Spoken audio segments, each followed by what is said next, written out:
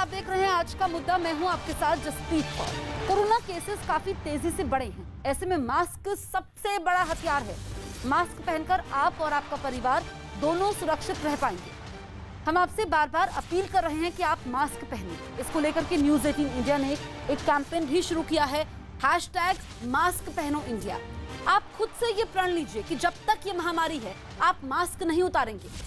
Corona की तीसरी लहर में बच्चों को सबसे ज्यादा खतरा बताया जा रहा है और इससे निपटने के लिए सरकार की तरफ से तैयारियां भी शुरू कर दी गई हैं। जानकारों के मुताबिक कोरोना की तीसरी लहर दिसंबर तक आ सकती है, जो बच्चों के लिए सबसे ज्यादा घातक साबित हो सकती है।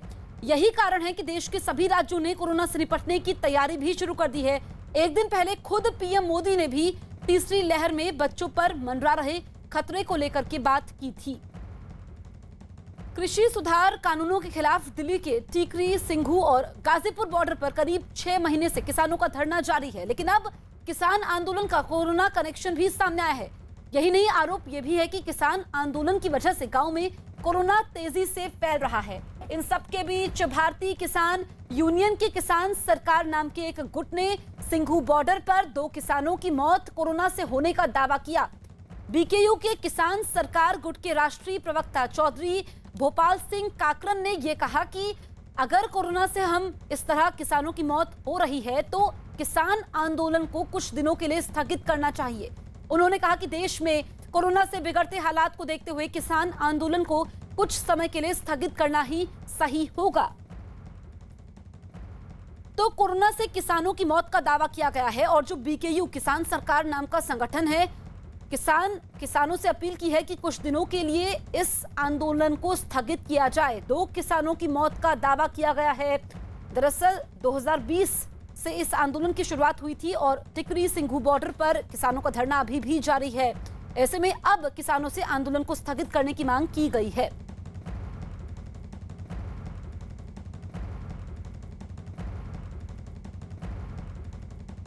हमारे 2 किसान सिंधु बॉर्डर में कोरोना से मर गए और इस प्रकार से हमारे सारे किसान मरते रहेंगे तो कल आंदोलन कौन करेगा। इसीलिए मेरा एक निवेदन था कि देश की विकट स्थितियों को देखते हुए हम लोगों को फिलहाल इस आंदोलन को स्थगित कर देना चाहिए।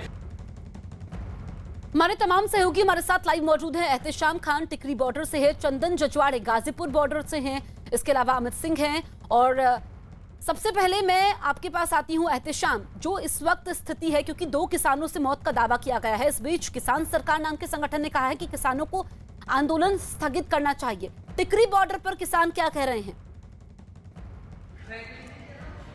देखिए, मैं इस वक्त टिकरी बॉर्डर के उस खास जगह पर हूं जहां पे ये स्टेज लगा हुआ है। यहां पे इन लोगों की, जो किसान यहां पर आंदोलन कर रहे हैं, उनकी मीटिंग 9:30-10 बजे होती है। उसके बाद 11 बजे के करीब लोग यहां पर जमा होते हैं। और उसके अलावा ये जो आप देख सकते हैं कि ये टेंट्स हैं यहां पर, इन्हीं टेंट्स में लोग रह रहे हैं। जो पिछले कई महीनों से आंदोलन चल रहा है किसानों का, उसको लेकर ये आंदोलन अभी भी यहाँ पर जिंदा नजर आता है, जिसमें लोग यहाँ पर रह रहे हैं। हालांकि इस वक्त तादाद कुछ कम नजर आ रही है क्योंकि यहाँ पे बारिश हुई है और चारों तरफ गंदगी सी हो गई है, लेकिन इसके बावजूद लोग यहाँ पर हैं। और जो बातें हमारी हुई हैं यहाँ पे, जो ये किसान नेता हैं उनसे बातें हुई हैं, वो लोग इस बात पर अड़े हुए हैं कि अभी जो इनका आंदोलन है वो जारी रहेगा। हालांकि कोरोना का एक खतरा भी मंडरा रहा है ऐसे में, लेकिन उसके बावजूद यहाँ पर लोग जो हैं वो तैनात हैं और उनका कहना है कि वो अपने आंदोलन को लगातार जारी रखेंगे। और ये एक बड़ा एक खतरा हो सकता है, जिस तरह से लोग यहाँ पर जमा होते हैं। 11 बजे के आसपास मीटिंग्स होती हैं और उसके बाद लोग यहाँ पर मिलते हैं आपस में और आंदोलन इनका चल रहा है। तो ये एक चीज़ है जो कि हम टिकरी बॉर्डर पर देख सकते हैं। और जो टेंट्स हैं उनको भी अभी रखा गया है यहाँ पर, जहाँ पे लोग रह रहे हैं उसको और बेहतर करने की कोशिश की जा रही है ताकि बारिश में उस पर किसी तरह का वहाँ पे नुकसान ना हो। तो ये स्थिति यहाँ पर टिकरी बॉर्डर में किसान आंदोलन को लेकर है। जी ठीक है एहतेशाम। इस बीच बीजेपी किसान मोर्चा के अध्यक्ष राजकुमार चाहर ने साफ कहा कि आंदोलन कर रहे किसान जैसे जैसे गांव की तरफ लौटते, कोरोना तेजी से फैलता चला गया। जो बॉर्डरों पे जो भीड़ जमा थी, बड़ी संख्या में एक साथ रह रहे थे, अनेक लोग उसमें बीमार हो गए, अनेक लोगों को कोरोना हो गया। और जब वो वापस लौट रहे हैं, अब तक गांव सुरक्षित थे, गांव में कोई बीमारी नहीं थी, लेकिन जैसे जैसे किसान इस आंदोलन के वापस लौटता गया है और उसके बाद कोरोना ने गांव में भी अपने पैर पसारना शुरू किया है। ये किसान आंदोलन की अगुवाई करने वाले किसान प्रतिनिधि वो भी जिम्मेदार हैं।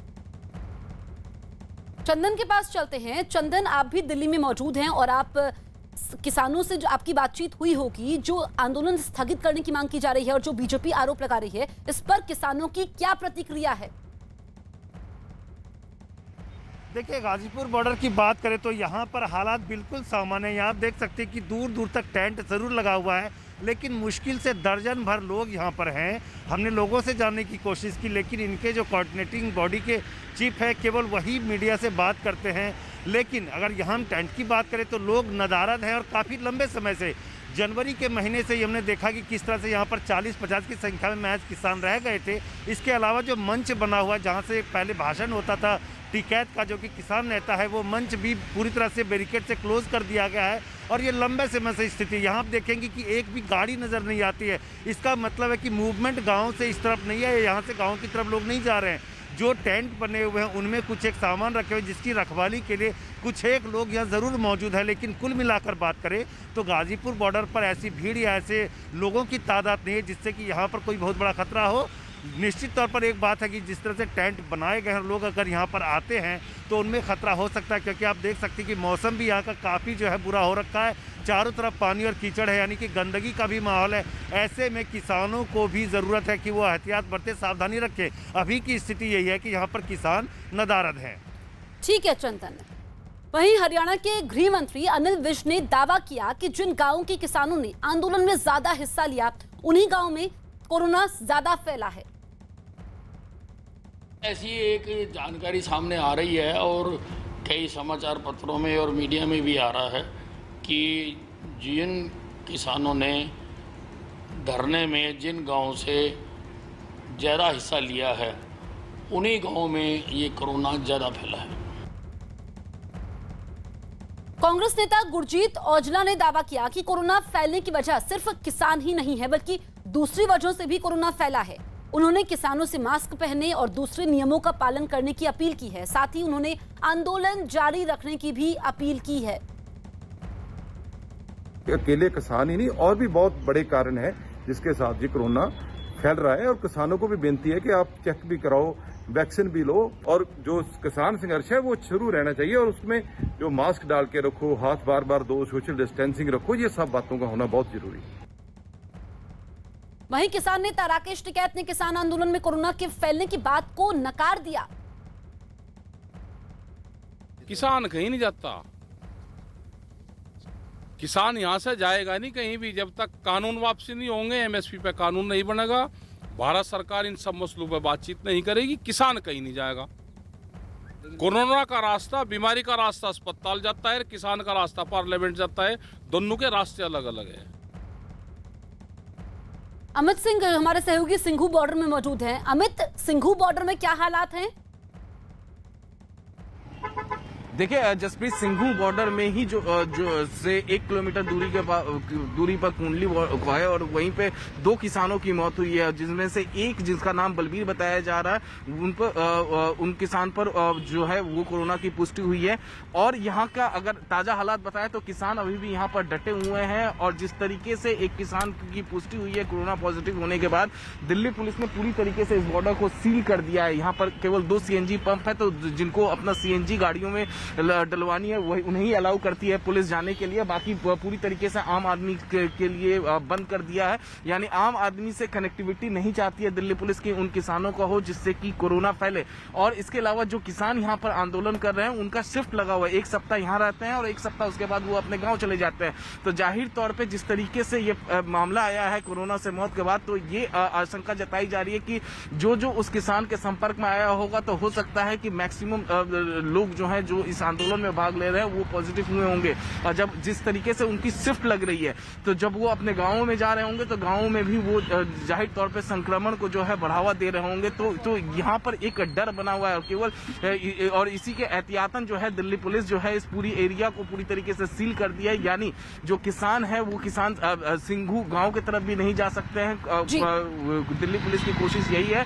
और इसके अलावा अगर हम बात करें तो जो सिंघू गाँव की बात कर रहे हैं या फिर कुंडली इंडस्ट्रियल एरिया की बात करें, वहां पर लोगों का के अंदर एक डर बैठ गया। जिस तरीके से मामला सामने आया, कोरोना से मौत का मामला सामने आया किसानों का, तो और जिस तरीके से किसानों का यहाँ पर मूवमेंट है, उससे उनके अंदर एक डर बैठ गया है कि कहीं इनके वजह से कोरोना संक्रमण इतना ना फैल जाए कि उनके गाँवों में फैल जाए। तो ये ठीक है, और इस पर सियासत भी हो रही है। अमित, मैं लौटूंगी आपके पास, बने रहिए। दरअसल किसान आंदोलन में कोरोना वायरस के फैलने की खबरों के बीच हरियाणा के अंबाला में भी तीनों कृषि सुधार बिल के खिलाफ किसानों ने मोर्चा खोल दिया है।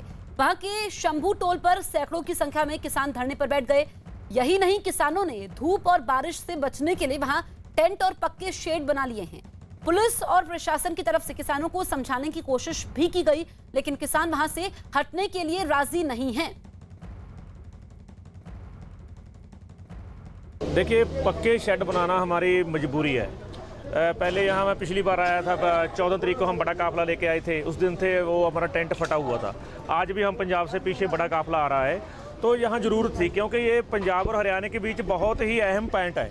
पंजाब से जो भी चलता है यहाँ प्रसादा पानी शक्कर जाता है, औरतें भी साथ में होती है, तो मजबूरी थी यहाँ बनाना। ये हमारी कोई जिद नहीं है। जब आंदोलन समाप्त हो जाएगा तो ये उखाड़ लिया जाएगा। कुछ किसानों ने वहाँ प्रयास किया था, जो हम गए थे, हमने उनको, पुलिस यहाँ से गई थी हमारी, उन्होंने रोक दिया था। लेकिन उस संबंध में उनको आगे गाइडलाइन दी थी कि आगे ऐसा काम ना करें, वो रुक गए थे। लेकिन इस संबंध में अभी NHA जैसे डिपार्टमेंट है, अब उनको बोले, अब हमने इस संबंध में उनको कोई अगर ये ऐसी कार्रवाई करते हैं, आप नज़र रखें, अब लिख के दें, कहीं भी हाईवे पे या किसी सड़क पर ऐसा कुछ करते हैं, वो जैसे उनसे कोई लिखित में मिलेगा वो अपनी कार्रवाई। एहतशाम हमारे सहयोगी जो कि टिकरी बॉर्डर में मौजूद हैं। एहतशाम, आपके साथ कुछ किसान नेता भी हैं, अगर आप उनसे बात कर पाएं। देखिए, यहाँ पर जो लोग हैं उनसे हम बहुत देर से बात करने की कोशिश कर रहे थे कि जो उनका आंदोलन है वो लगातार चल रहा है, लेकिन इस बीच कोरोना को लेकर भी काफ़ी खतरा जताया जा रहा है कि आप लोगों को सावधानी बरतनी चाहिए। क्या कहेंगे आप? देखिए, सरकार कह रही है कोरोना है, कोरोना है। सावधानियां तो सरकार को बरतनी चाहिए। अब थोड़े दिन पहले हिसार में मनोहर लाल खट्टर जी आए थे और किसी कोविड अस्पताल का उन्होंने उद्घाटन किया था। वहाँ पे हमें तो कह रहे भाई शादियों में 11 आदमी जाने चाहिए, सोशल डिस्टेंसिंग रखो। वो खुद वहाँ पे हजारों की भीड़ इकट्ठा कर रखी थी। वो किस लिए करे थे? क्या ये सारे कानून हमारे गरीबों के लिए, किसानों के लिए बना रखे हैं क्या? तो ये खुद इन नियमों का पालन नहीं करते। रही बात कोरोना की, तो यहाँ किसी भी व्यक्ति को या किसी भी किसान को कोई कोरोना नहीं है।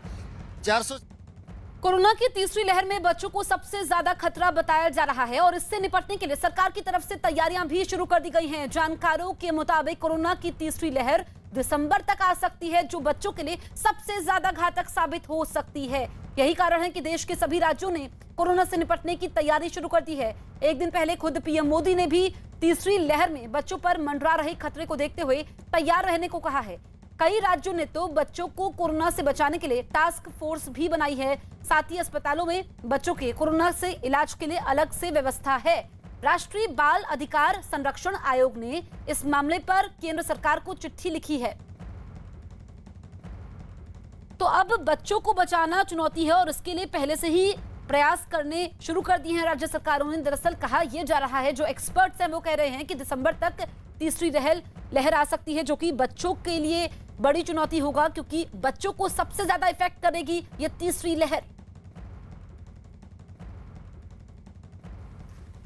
वायरस म्यूटेशन की वजह से अब युवाओं और बच्चों के लिए भी ज्यादा चिंता जताई जा रही है।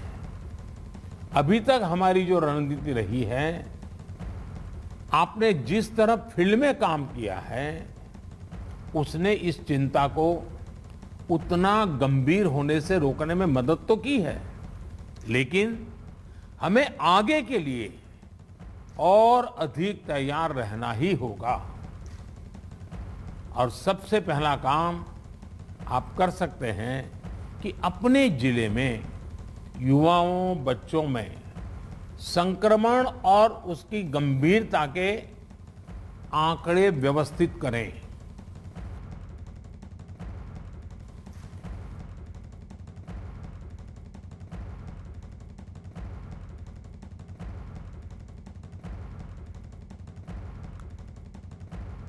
तो बच्चों में खतरा ज्यादा है। और उत्तराखंड की बात करें तो 3000 बच्चे यहां पर पॉजिटिव हुए हैं पिछले 45 दिनों में। और बड़ी बात यह है कि 9 साल तक के बच्चे इसकी चपेट में आए हैं। 16 मई तक के ये आंकड़े हैं। और आप पीएम मोदी को भी सुन रहे थे, उन्होंने कहा कि बच्चों के लिए खतरा ज्यादा है, इसीलिए हमें पहले से तैयार रहना होगा।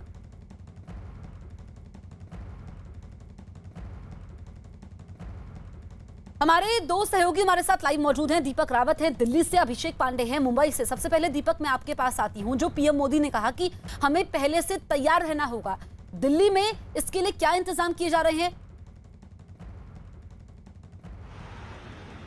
जसप्रीत, दिल्ली की अगर बात करें तो दिल्ली में अरविंद केजरीवाल ने 2 दिन पहले ही एक मीटिंग बुलाई थी। इस मीटिंग में कुछ चीज़ें तय की गई हैं। उसमें सबसे पहली चीज़ तो ये है कि जो ये दिल्ली का एलएनजेपी अस्पताल आपको नज़र आ रहा है, इसी तरह के जो दिल्ली के बड़े अस्पताल हैं, एलएनजेपी, जीटीबी, राजीव गांधी, इनमें एक डेडिकेटेड वार्ड तैयार किए जा रहे हैं जो खास तौर पर बच्चों को ध्यान में रखते हुए बनाए जाएंगे। साथ ही साथ इस वार्ड में जो मशीनें लगाई जाएंगी वो आधुनिक मशीनें होंगी और आईसीयू बेड पर जोर दिया जा रहा है। अभी जो दिल्ली के मुख्यमंत्री का कहना है, उनका ये कहना है कि तीसरी लहर के लिए करीबन 40,000 बेड की जरूरत है दिल्ली में और 10,000 बेड तो आईसीयू बेड होने चाहिए। तो इसके लिए एक टास्क फोर्स भी बना दिया गया है। टास्क फोर्स में ये तय करना होगा, ये सुनिश्चित करना होगा कि जो तैयारियां हैं वो पहले ही कर दी जाए, चाहे उसमें दवाइयां हो, ऑक्सीजन की हो। ऑक्सीजन प्लांट जो दिल्ली के अलग अलग अस्पतालों में लगाए जाने थे, करीबन 40 से 42 ऑक्सीजन प्लांट जो हैं वो दिल्ली के अलग अलग अस्पतालों में लगाए जा रहे हैं, उसको भी जल्द से जल्द तैयार करने के निर्देश दे दिए गए हैं। तो साफ तौर पर दिल्ली सरकार का ये कहना है कि वो अगले 1 महीने के अंदर दिल्ली के अलग अलग अस्पतालों में एक डेडिकेटेड वार्ड तैयार कर देंगे जिसमें बच्चों का खास ध्यान रखा जाएगा और दवाइयों की किसी प्रकार की कोई कमी ना हो, इसके लिए भी पहले से ही तैयारी सुनिश्चित की जाएगी। ठीक है, अभिषेक पांडे जो कि मुंबई में मौजूद हैं। अभिषेक, बच्चों के लिए महाराष्ट्र की उद्धव सरकार की क्या तैयारी है?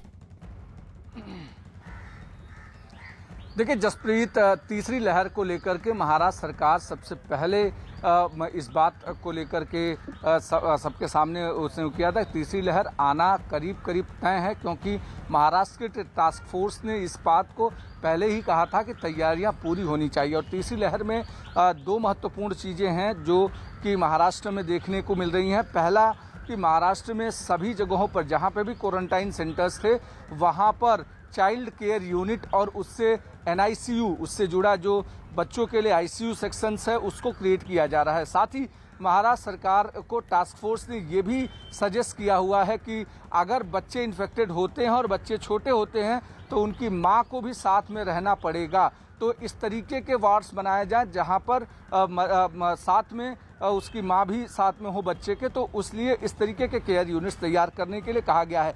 पूरे महाराष्ट्र भर के जितने मेडिकल कॉलेजेस हैं, मेडिकल कॉलेजेस में इस तरीके के अलग बेड्स बच्चों के लिए बनाने के लिए निर्देश दिए गए हैं। मुंबई के भीतर जो भी नए कोविड सेंटर्स खुल रहे हैं उन सारी जगहों पर बच्चों के लिए एक अलग सेक्शन वो आरक्षित करके रखा जा रहा है कि वो बच्चों के लिए होगा और उसके लिए एनआईसीयू और आईसीयू के बेड्स जो हैं उसके लिए अलग आरक्षित किए गए हैं। दूसरा, महाराष्ट्र में ब्लैक फंगस को लेकर मामला आ रहा है जो तीसरी लहर में सबसे ज़्यादा इम्पोर्टेंट होने वाला है और उसको लेकर के नासिक जिले में अकेले 8 लोगों की मौत हो चुकी है। ओवरऑल महाराष्ट्र की बात करें तो 2000 से ज़्यादा केसेस आ चुके हैं, जिसमें 800 से ज़्यादा एक्टिव केस हैं जो सबसे ज़्यादा हैं। इसको लेकर के भी महाराष्ट्र ने जो इसकी वैक्सीन बनाने वाली कंपनियां, उत्तराखंड की बात कर लेते हैं। उत्तराखंड में बच्चों में कोरोना का संक्रमण तेजी से बढ़ने के मामलों में प्रशासन की चिंताएं बढ़ी हैं। जानकारों के मुताबिक दरअसल राज्य में पिछले 45 दिनों में 9 साल के करीब 3000 बच्चे कोरोना की चपेट में आए हैं। अभी तक दूसरी लहर सिर्फ युवाओं के लिए ही खतरनाक मानी जा रही थी, लेकिन अब बच्चों के भी कोरोना की चपेट में आने से डॉक्टर भी चिंतित हैं। ये आंकड़े 16 मई तक के हैं। परेशान करने वाली बात यह है कि पिछले 10 दिन में इस संक्रमण में तेजी आई है। डॉक्टरों के मुताबिक परिवार के बड़े लोगों के घर पर आइसोलेशन की वजह से बच्चों में संक्रमण की दर बढ़ी है।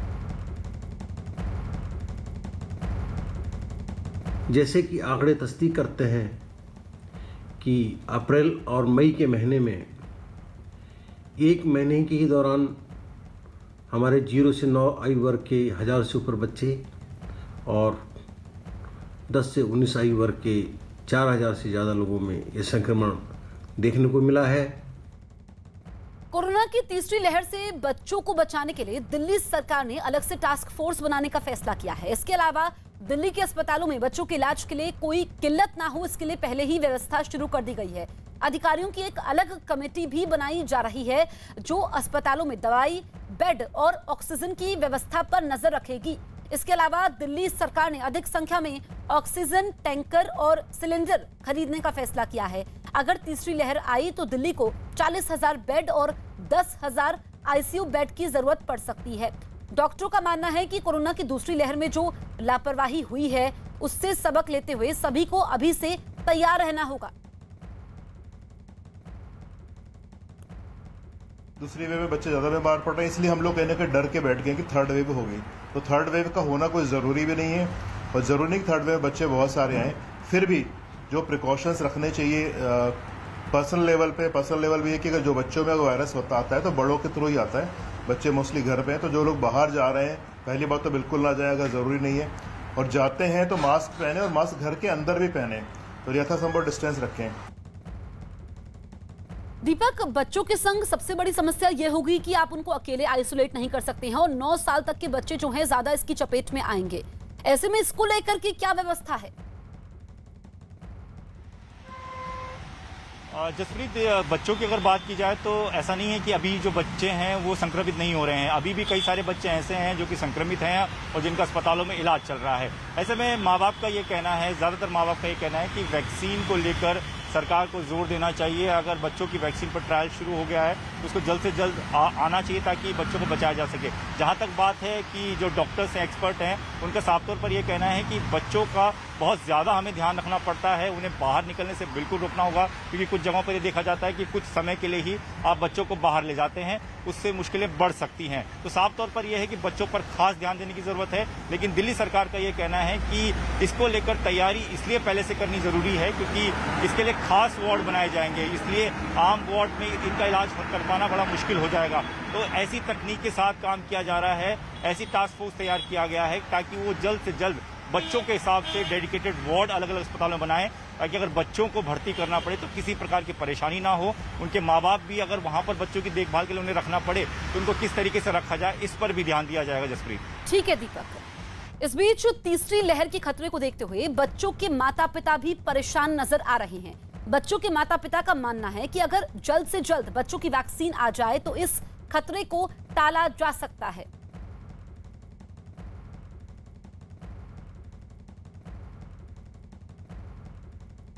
तो बच्चों के माता पिता ज्यादा चिंतित हैं क्योंकि तीसरी लहर की बात तो हो रही है, लेकिन इससे पहले हम देख रहे हैं कि अभी भी बच्चे काफी संख्या में इसकी चपेट में आ रहे हैं और जो माँ बाप चिंतित हैं उनकी परेशानी ये है कि अगर बच्चों के लिए वैक्सीन आ जाएगी तो काफी हद तक समस्या दूर हो जाएगी।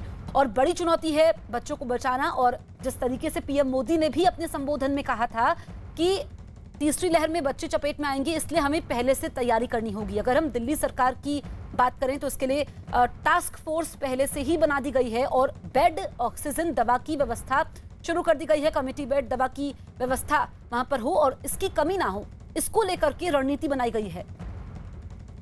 कोरोना की थर्ड वेव सुनने में आ रही है जिससे कि बच्चे को बहुत ज़्यादा खतरा है, तो वो सुन के और ज़्यादा डर लगता है बच्चे के लिए भी। तो हम रिक्वेस्ट करना चाहेंगे गवर्नमेंट से कि बच्चे के लिए जो वैक्सीनेशन है वो जल्द से जल्द मुहैया कराया जाए। देश में इस वक्त सबसे बड़ी चिंता है कोरोना की तीसरी लहर। दूसरी लहर की मार से देश में करहा रहा है और सरकार ने तीसरी लहर पर चिंता जाहिर की है। पीएम ने डीएम के साथ वर्चुअल बैठक में कहा कि दूसरी लहर में रूप बदलते वायरस से युवाओं और बच्चों के लिए ज्यादा चिंता बताई जा रही है, इसलिए देश को आगे के लिए तैयार रहना होगा। उधर दिल्ली सरकार ने तीसरी लहर की तैयारियों के लिए विशेष टास्क फोर्स के गठन का ऐलान किया है।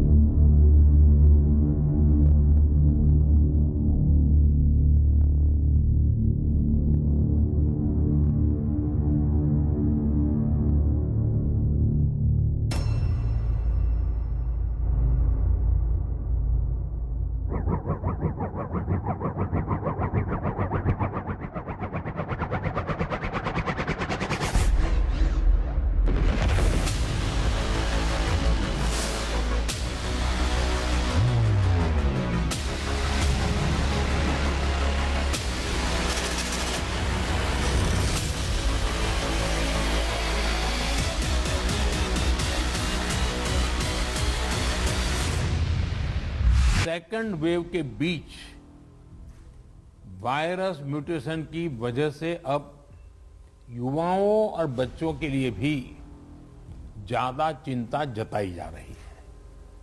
अभी तक हमारी जो रणनीति रही है, आपने जिस तरह फील्ड में काम किया है, उसने इस चिंता को उतना गंभीर होने से रोकने में मदद तो की है, लेकिन हमें आगे के लिए और अधिक तैयार रहना ही होगा।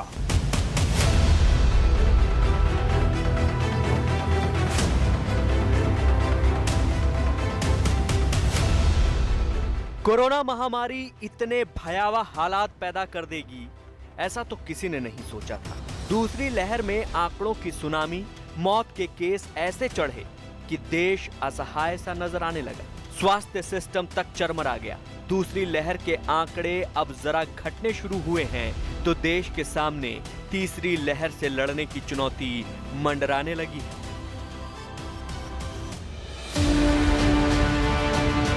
प्रधानमंत्री मोदी ने आज जिलाधिकारियों के साथ बैठक में कहा कि दूसरी लहर से गांव को बचाने के लिए आपका अनुभव और नीतियां काम आने वाली हैं।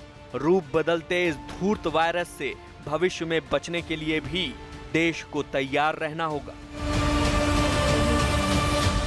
सबसे पहला काम आप कर सकते हैं कि अपने जिले में युवाओं, बच्चों में संक्रमण और उसकी गंभीरता के आंकड़े व्यवस्थित करें। अलग से उस पर रेगुलर आप एनालिसिस कीजिए।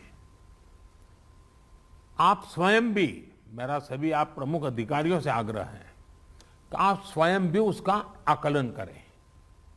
इससे आगे के लिए तैयारी करने में मदद मिलेगी।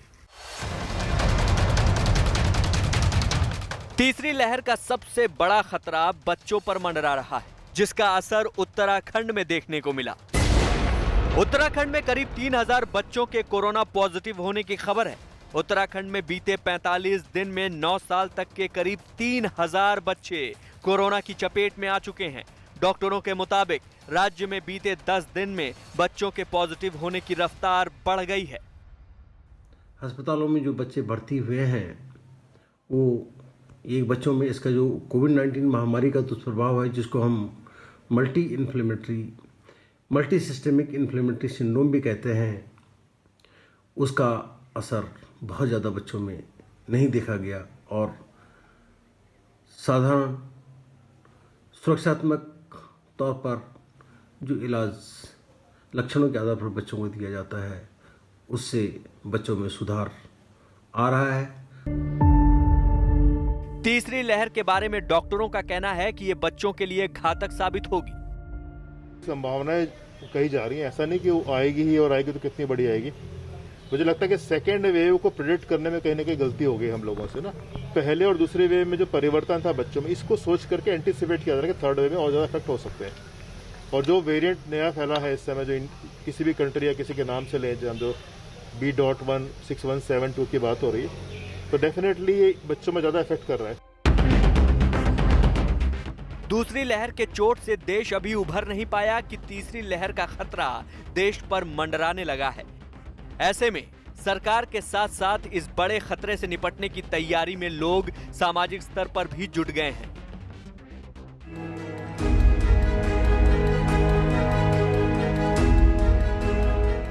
नोएडा की महागुन मॉडर्न सोसाइटी ने तीसरी लहर से निपटने के लिए 50 बेड का आइसोलेशन वार्ड तैयार किया है। इसे खास तौर पर बच्चों के लिए बनाया गया है। कोरोना के तीसरे लहर की संभावना जताई जा रही है। सरकार भले ही तैयारी शुरू कर दी है, लेकिन कुछ एक ऐसी सोसाइटी भी हैं जो खुद से तैयारी करना शुरू कर दी है तीसरे लहर से लड़ने के लिए।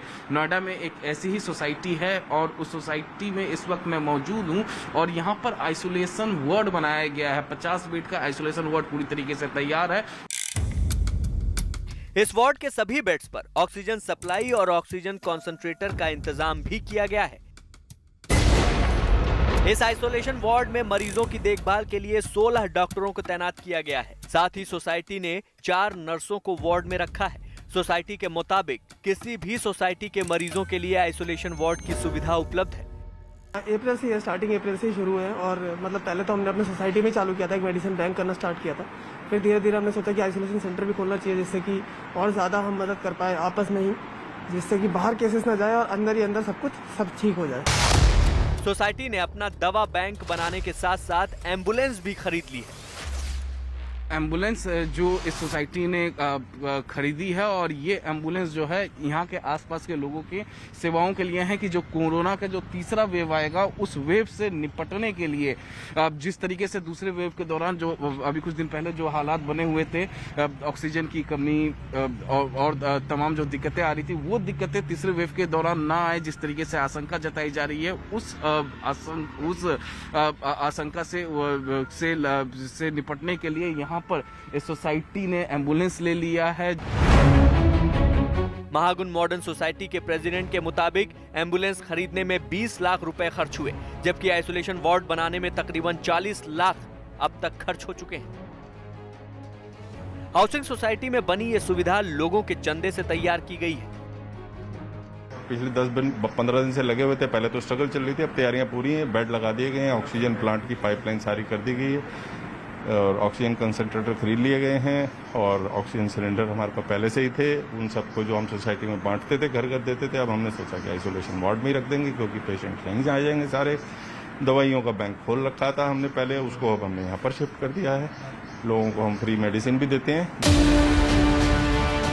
महामारी के इस भयावह दौर में जब लोग आसपास बैठने से कतरा रहे हैं, उस दौर में महागुन सोसाइटी की ये मदद बहुत से लोगों की जान बचा सकती है।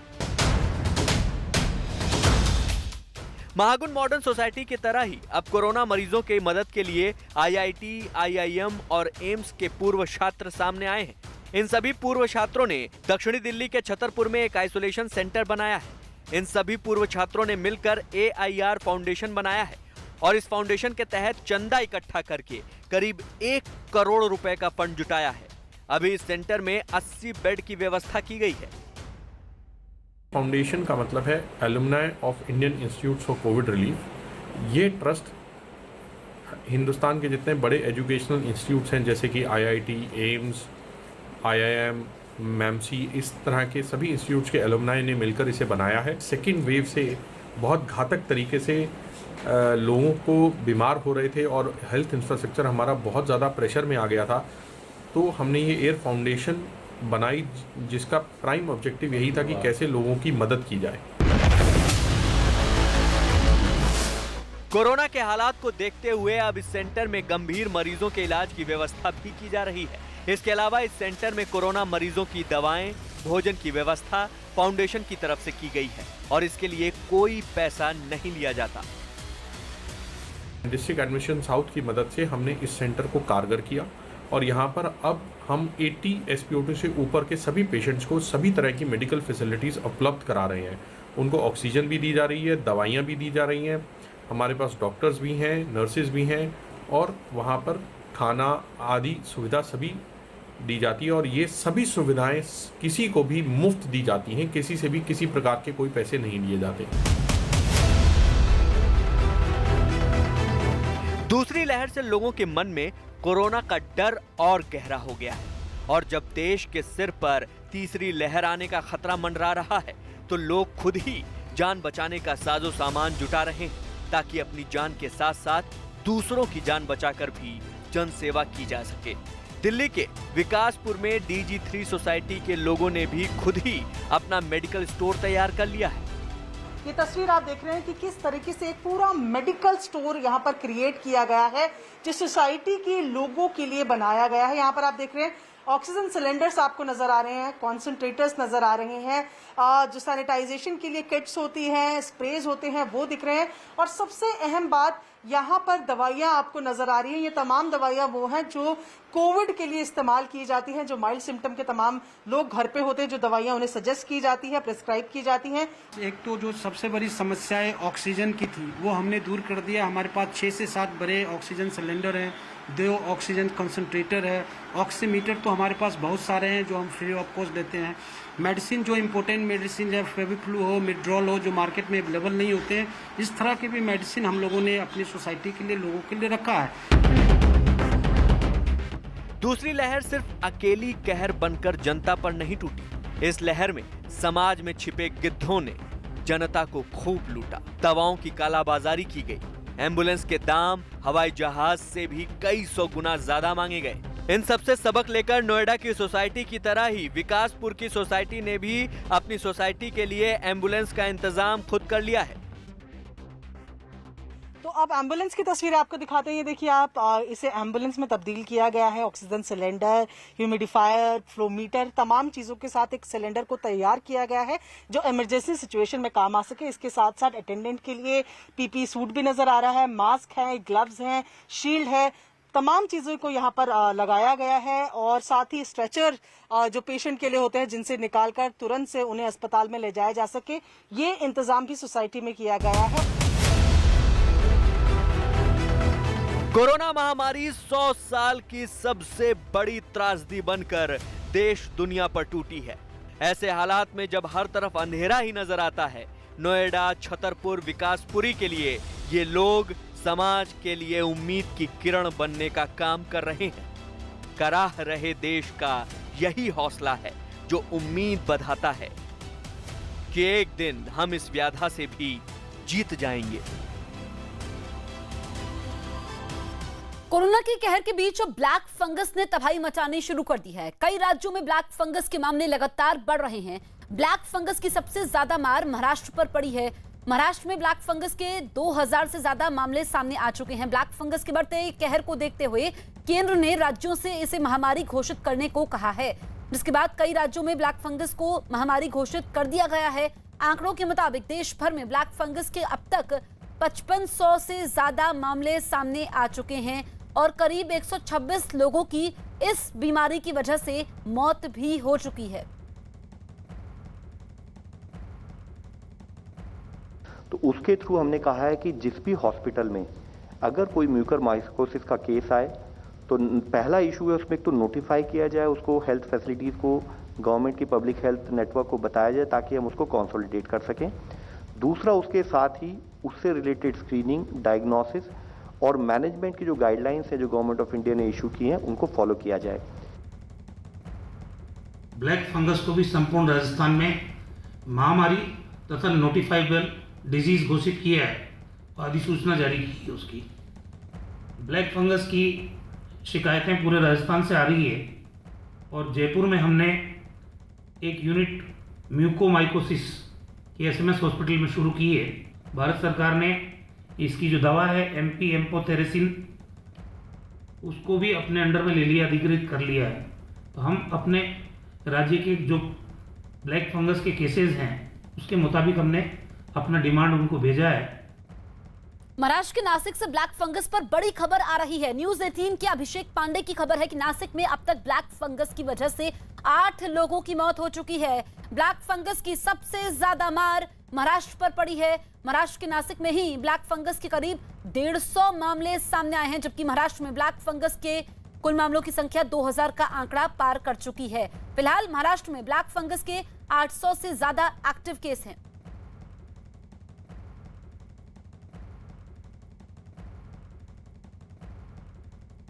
लखनऊ में भी ब्लैक फंगस के बढ़ते मामलों में स्वास्थ्य विभाग की चुनौती बढ़ी है। न्यूज 18 के अजीत सिंह की खबर है कि पिछले 24 घंटे में लखनऊ में ब्लैक फंगस के 55 नए केस सामने आए हैं, जबकि पिछले एक दिन में ब्लैक फंगस के 6 मरीजों की मौत हो चुकी है। तो ब्लैक फंगस की दहशत बढ़ चुकी है। जो उत्तर प्रदेश से मामले सामने आ रहे हैं वो भी चौंकाने वाले हैं और खासकर लखनऊ में ब्लैक फंगस की मार सबसे ज्यादा है। इस बीच खबर यह है कि 24 घंटे में 55 नए मरीज मिले हैं। लखनऊ में ब्लैक फंगस की वजह से अभी तक एक दिन में 6 मरीजों की मौत भी हुई है।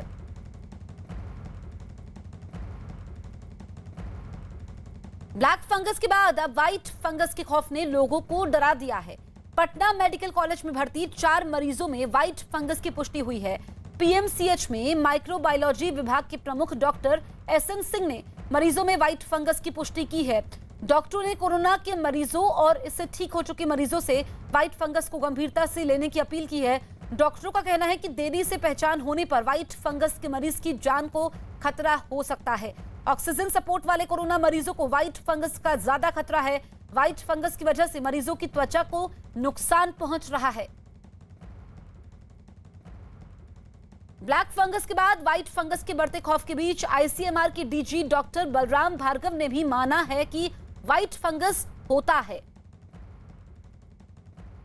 डायबिटीज, इम्यूनो कॉम्प्रोमाइज्ड पीपल में फंगस ग्रो कर सकती है और यही हम लोगों ने देखा गया है कि म्यूकरमाइकोसिस जो कोविड-19 के मरीजों में देखा गया, जो डायबिटिक्स, इम्यूनो कॉम्प्रोमाइज्ड मरीज थे उनमें देखा गया और इसका इलाज जो है वो एम्फोटेरिसिन बी है और ये देखना है कि शुगर कंट्रोल रहे, कॉर्टिसोन का डोज बिल्कुल सही दिया जाए, कंट्रोल करके दिया जाए। ज़्यादा कॉर्टिसोन का डोज हो, ज़्यादा इम्यूनो सप्रेसेंट हो जाए तो फिर बढ़ सकती है। ये फंगस का कलर डिपेंड करता है उसके ग्रोथ पे, तो उसमें तो व्हाइट फंगस भी होती है, ब्लैक फंगस भी होती है, बट ये जो म्यूकरमाइकोसिस है, जो म्यूकर जो है वो काले रंग की है।